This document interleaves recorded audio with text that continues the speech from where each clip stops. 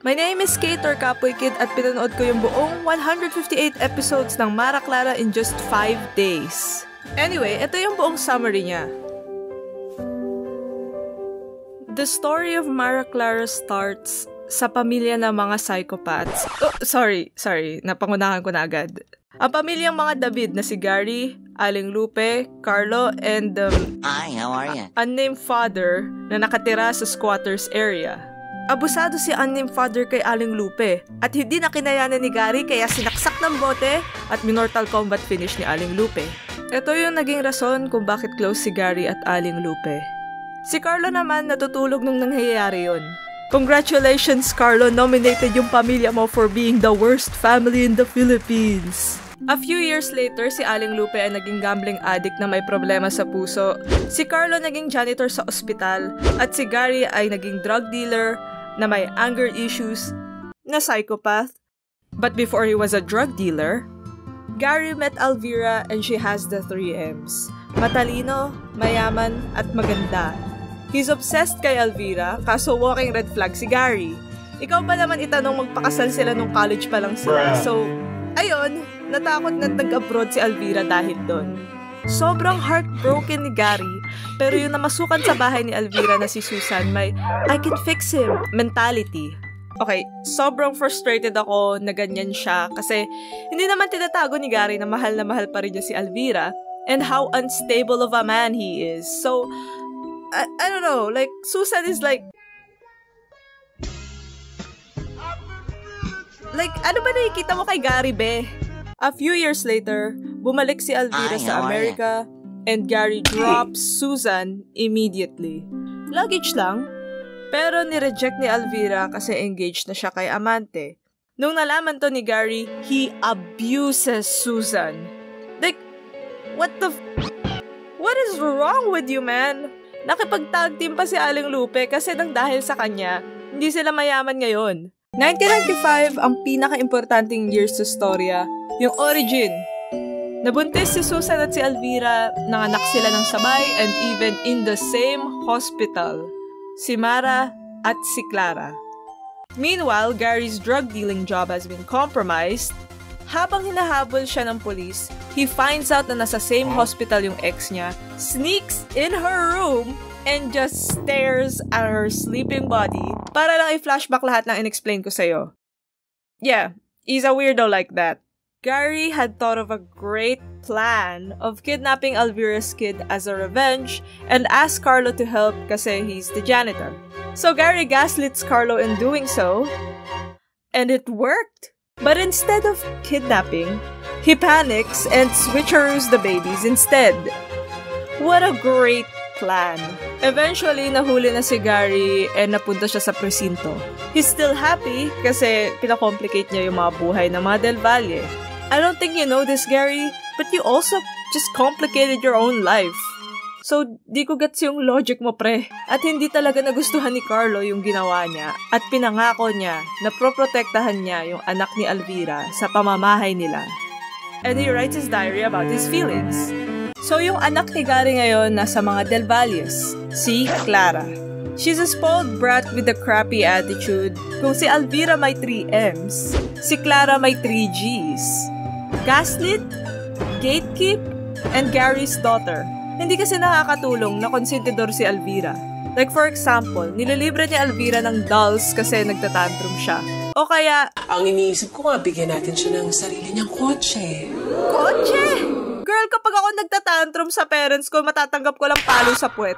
Si Mara naman, wait lang ang bata ni Catherine dito.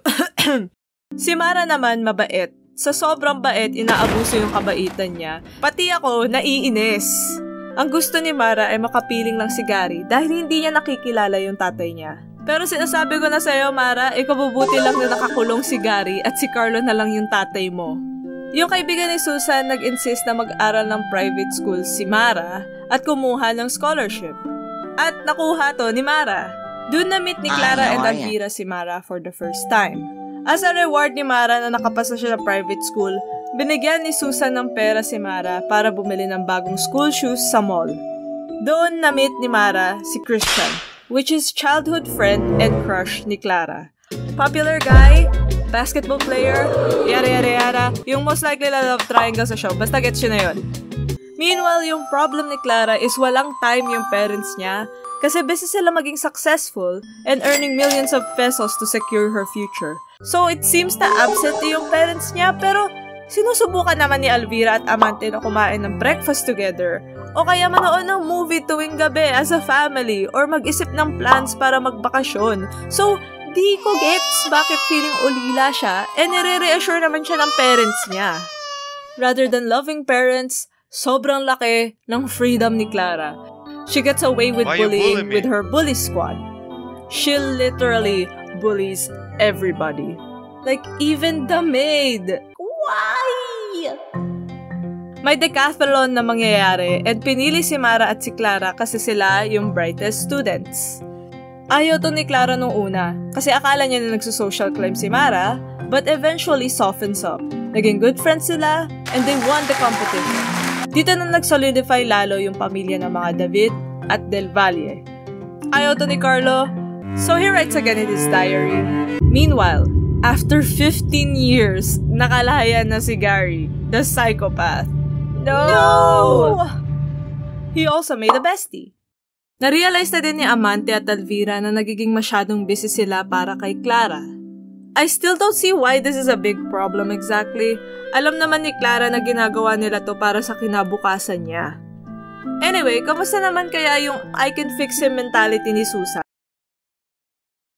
I hate you, Gary.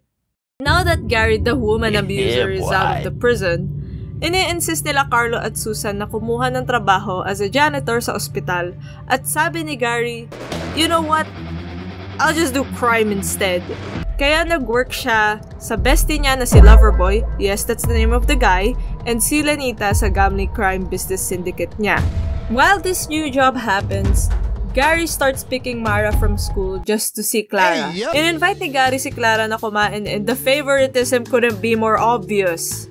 Elvira and Amante find out about this and tells Clara not to spend time with them because Gary is bad. Clara just sees them as being haters kasi mas mabait and loving si Gary kay Clara kaysa sa kanila. At sinabi niya na, you know what? Mang Gary is a better father than you. What? Ayaw ng bully squad na friend si Clara at si Mara kaya sinubukan nila siraan yung friendship by bullying them. Isa sa mga ginawa nila ay hindi nang invite sa party. It's okay, Clara. I wouldn't come if ganito lang meron sa party. Galit na galit si Gary nung nalaman niya na sasaktan si Clara. So Gary uses job to ransom. I don't even know why I watched this part. Kinidnap niya si Desiree to jump on a pool of mud. Inutusan na gumulong doon habang kumakanta ng Bahay Kubo, umarte ng parang baboy, nagbilang ng 1 to 100 at halikan yung tae ng kalabaw.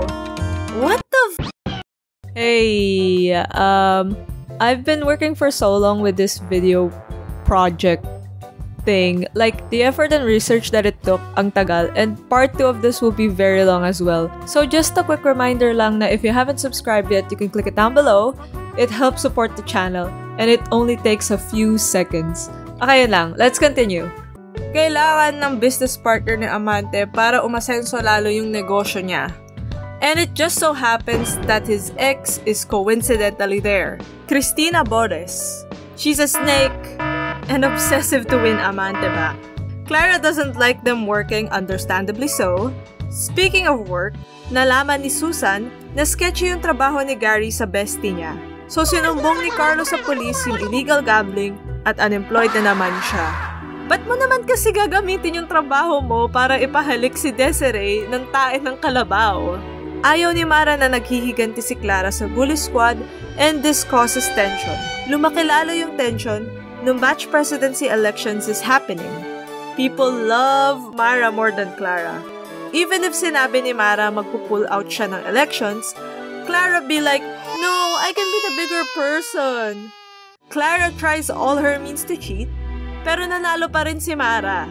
At ito ang nakasira sa pagkakaibigan nila forever.